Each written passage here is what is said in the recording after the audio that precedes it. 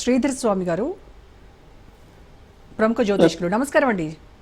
శ్రీమాత్రే నమః తల్లి. శ్రీధర్ గారు, ఈ 29న మార్చి 29న ఏర్పడబోయేటువంటి ఈ షష్ఠ గ్రహ కూటమి ఏదైతే ఉందో, సూర్యుడు, శుక్రుడు, రాహు, చంద్రుడు, బుధుడు, శని, ఈ గ్రహాలన్నీ కూడా ఒకటే కక్షలోకి రావడం వల్ల కొంత చెడు ప్రభావం పడేటువంటి అవకాశం ఉంది అని చెప్పేసి అని అంటున్నారు. అయితే ఒక్కొక్క రాశికి ఒక్కొక్క గ్రహానికి ఒక్కొక్క స్వతహాగా ఒక లక్షణం ఉంటుంది. ఇప్పుడు సూర్యుడికి శని తీసుకుంటే, ఫర్ ఎగ్జాంపుల్, శని యుద్ధకారకుడు. ఈ రకంగా ఒక్కొక్కటికి ఒక్కొక్క స్వతహాగా ఉండేటువంటి లక్షణాలని వీటన్నీ ఒకటే కక్షలోకి రావడం వల్ల నిజంగానే ఏదైనా పెను ప్రభావం చూపించే అవకాశం ఉంటుందంటారా? ఇప్పుడు ఎందుకంటే ప్రధానంగా మనం కలియుగంలో ఉన్నాం. కలియుగంలో ఉన్నప్పుడు శుభగ్రహాలైనటువంటి గ్రహాలు ఏవైతే ఉన్నాయో అవి శుభ ఫలితాలు చూపించలేవు. దుష్టగ్రహాలు ఏవైతే ఉన్నాయో అవి ప్రభావాన్ని అధికంగా చూపించేదానికి అవకాశం ఉంది. ఎందుకంటే కలి ప్రభావం అనేటువంటిది ఆ విధంగా ఉంటుంది. కేవలం ఏంటంటే గ్రహస్థితిగతులు అనేటువంటివి కాకుండా యుగ ధర్మాన్ని బట్టి కూడా మనం దృష్టిలో పెట్టుకోవాల్సిన పరిస్థితి ఉంటుంది. ఎందుకంటే ఇక్కడ తీసుకున్నట్టయితే రాహువుతో కూడుకొని రవి, చంద్రుడు, శని, శుక్రుడు, బుధుడు కూడా మనకి ఒకే రాశిలో ఉండడం అనేది జరుగుతుంది. దీని ప్రభావం అనేది ఇందాక శర్మ గారు చాలా చక్కగా వివరించారు. ఎందుకంటే ఈ జ్యోతిష శాస్త్రానికి సంబంధించినటువంటి పరిజ్ఞానం చాలా విశేషమైనటువంటిది.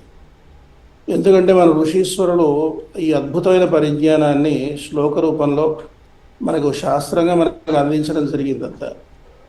ఆ ప్రకారంగా ఎటువంటి ప్రభావాలు చూపించబోతున్నాయి అనేటువంటిది శర్మ గారు వివరించారు.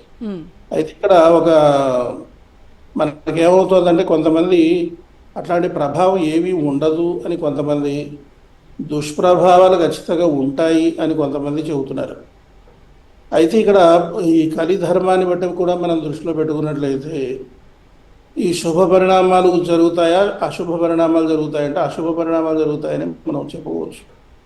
ఎందుకంటే రాహుతో కూడుకొని ఇప్పటివరకు విశ్లేషణలో కూడా చాలామంది ఏం చెబుతూ వచ్చారంటే ఈ రాహుకేతువులు అనేటువంటి ఛాయాగ్రహాలు, ఈ యొక్క ఛాయాగ్రహాలు ఏ గ్రహంతో అయితే కూడుకొని ఉంటాయో ఆ గ్రహ లక్షణాలు ఇవి పొందుతాయి అని చెప్పేసి.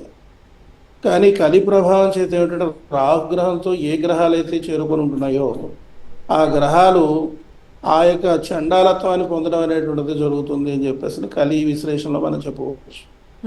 ఎందుకంటే చాలా మంది మహానుభావులు ఏంటంటే ఎన్నో చక్కటి విశ్లేషణలు చేస్తూ ఉన్నారు. ఆ విశ్లేషణ చేస్తున్నప్పుడు కూడా ఈ రాహుగ్రహం అనేటువంటి ఈ గ్రహంతో మిగిలినటువంటి గ్రహాలు కూర్చుంటుండ చేత ఎక్కువ దుష్ప్రభావాలు కలుగుతాయి అనడంలో ఏమాత్రం సంశయం లేదు. ఇక్కడ ప్రధానంగా వ్యాధి భయాలు, అదేవిధంగా యుద్ధ భయాలు, ఈ తర్వాత అదేవిధంగా చోర భయాలు, తర్వాత అదేవిధంగా ఆర్థిక సంక్షోభము అనేటువంటిది ఖచ్చితంగా ఏర్పడుతుంది అనేటువంటి దానికి ఏమాత్రం సంశయం లేదు. ఎందుకంటే ఇప్పటికే దాని యొక్క ప్రభావం అనేటువంటిది ప్రతి ఒక్కరు కూడా అనుభవిస్తున్నారు. కేవలం వ్యవసాయదారులే కాదు, వ్యాపారస్తులే కాదు, ఉద్యోగస్తులే కాదు, ఇండస్ట్రియలిస్టులే కాదు, ఆర్థికమైనటువంటి సమస్యలు మరి కరోనా నుండి చాలా అధికమైపోయాయి. సామాన్యుడు ఏ విధంగా జీవనాన్ని కొనసాగించాలి అనేటువంటి సమస్య అనేటిది ఒక ప్రశ్నార్థకంగా మారిపోయింది సామాన్యుడి యొక్క జీవితం అనేటువంటిది. అయితే ప్రతి ఒక్కరు కూడా సామాన్యుడి దగ్గర నుంచి అపరకోటీశ్వరుడు వరకు కూడా రకరకాలైన సమస్యలతో ఇబ్బంది పడుతూ ఉన్నారు. అయితే శ్రీధర్ స్వామి గారు, ఇప్పుడు నాకు ఉన్న ఇన్ఫర్మేషన్ ప్రకారం 2000 సంవత్సరంలో ఒకసారి ఈ షష్ఠగ్రహ కూటమి ఏర్పడింది అని చెప్తున్నారు. అప్పుడు ఎలాంటి ప్రతికూల పరిస్థితులను ఎదుర్కొన్నాము? అమ్మా, మనకు తెలియదు కరోనా ఎంత భయంకరమైనటువంటి రీతిలో విజృంభించింది 2000 సంవత్సరం. అవునమ్మా, అప్పుడు కూడా కొన్ని ఎన్నో రకాలైనటువంటి సమస్యలు ఎదుర్కోవడం జరిగింది. ఆ సందర్భంలో కూడా రకరకాలైన సమస్యలు, యుద్ధ భయాలు, తర్వాత చోర భయాలు, ఆర్థిక సంక్షోభం అనేది ఇప్పుడు ప్రారంభమైంది కాదు. ఆర్థిక సంక్షోభం అనేది 2000 సంవత్సరం నుంచి కూడా ఆర్థిక సంక్షోభంలోనే మనం ఉన్నామనడంలో ఏమాత్రం సంశయం లేదు. అంటే ఆర్థిక సంక్షోభానికి గ్రహాలకి కూడా లింక్ ఉంటుందంటారా? ఖచ్చితంగా ఉంటుందమ్మా.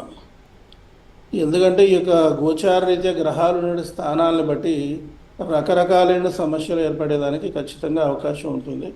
ఎందుకంటే ప్రతి మానవుడి యొక్క జీవనం అనేది ఉంది చూసారా. ఇప్పుడు మనకి సూర్యుడు ఉన్నాడని కూడా ప్రత్యక్షంగా ప్రభావాన్ని చూపిస్తాడు. అదేవిధంగా చంద్రుడు కూడా ప్రత్యక్షంగా ప్రభావం చూపిస్తాడు.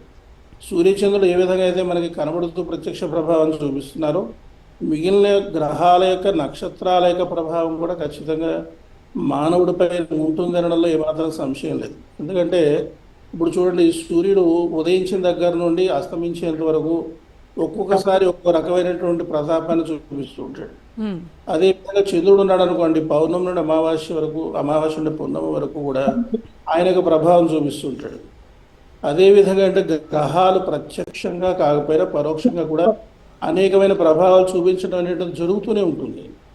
ఇది ప్రభావం చూపించదు అని అనుకోవడానికి ఏమాత్రంగానూ అవకాశం లేదనమాట. అదే ఖచ్చితంగా వాటి ప్రభావం అనేటువంటిది ప్రత్యక్షంగానో పరోక్షంగానో ఖచ్చితంగా మన మీద ఉంటుందన్నమాట. ఓకే. అంచేత ఇప్పుడు చూడండి, ఇప్పుడు చంద్రుడు ఉన్నాడు అనుకోండి, ఇప్పుడు రాత్రిపూట మనం ఆ చంద్రుడి యొక్క ప్రభావంతో ఏమిటంటే మనకున్న అలసట అంతా కూడా అమ్మా ఎస్ చెప్పండి. చంద్రుడి యొక్క ప్రభావం ఎట్లా ఉంటుంది? ఎందుకంటే రాత్రిపూట చూడండి, మనం ఎంత శ్రమ పడినా, ఎంత కష్టపడినా, ఎన్ని రకాలైనటువంటి మానసికమైన శారీరకమైనటువంటి ఇబ్బందులు పడినా ఎప్పుడైతే చంద్రకిరణం పడుతుందో మానసిక ప్రశాంతత వచ్చేస్తుంది. మ్మ్. అదేవిధంగా ఒక చక్కటి అలసటంతా కూడా పోతుంది. నూతనమైనటువంటి ఉత్సాహం అనేటువంటిది కలుగుతుంది. ఓకే. అది చంద్రుడి యొక్క ప్రభావం. అలాగే సూర్యుడు అన్ని సందర్భాలను కూడా ఆరోగ్యప్రదాత కాదు. సూర్యోదయం దగ్గర నుండి 7 గంటల వరకు సూర్యనారాయణమూర్తి ఆరోగ్యప్రదాత. మ్మ్. 7 గంటల దగ్గర నుండి ఆయన ప్రతాపం చాలా తీవ్రంగా ఉంటుంది. ఆ సమయంలో ఆరోగ్యాన్ని కూడా ఆయన మరలా సాయంత్రం 4 గంటల దగ్గర నుంచి సూర్యాస్తమయం వరకు కూడా ఆయన ఆరోగ్యప్రదాతగా ఉంటున్నాడు. మ్మ్. అంటే సూర్యుడు చూడండి అన్ని సమయాల్లోనూ కూడా శుభ ఫలితాలు ఇవ్వట్లేదు ఆయన. అంచేత ఆ యొక్క సమయాన్ని బట్టి కూడా ఆ యొక్క ప్రభావం అనేటువంటిది స్వామి ఏ విధంగా చూపిస్తున్నాడు, ఓకే. తిథిని బట్టి చంద్రుడు ఏ విధంగా ప్రభావం చూపిస్తున్నాడు, ఆ యొక్క గ్రహ నక్షత్రాలు అనేటువంటివి ఆ ప్రభావం అనేటువంటిది ఖచ్చితంగా మన మీద చూపించడం అనేది జరుగుతుంది. ఆ స్థానాన్ని బట్టి రైట్ అండి. ఆ యొక్క ప్రభావం ఉంటుంది. ఉత్తరాయణంలో ఒక రకంగా సూర్యుడి యొక్క ప్రభావం ఉంటుంది, దక్షిణాయనంలో ఒక విధంగా ఉంటుంది. అలా కాలాన్ని బట్టి సూర్య ప్రభావం ఏ విధంగా మారుతుందో గ్రహ ప్రభావం అనేటువంటిది కూడా మార్పు అనేటువంటిది ఖచ్చితంగా ఉంటుంది. ఓకే శ్రీధర్ గారు మళ్ళీ మాట్లాడండి.